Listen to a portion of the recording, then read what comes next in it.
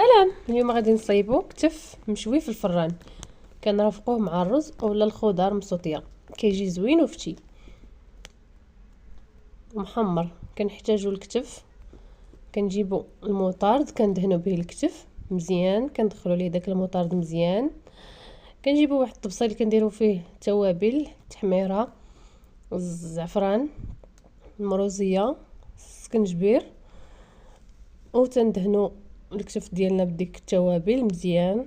كنجيبو واحد اللاطه كنحطو فيه الكتف والورق ديال سيدنا موسى، كنخويو فيه شويه الماء وشويه الزيت، كنغطيوه بورق سولفيريزي وبابي الومنيوم، كندخلوه للفران كيكون سخون مزيان وتنراقبوه كل شويه.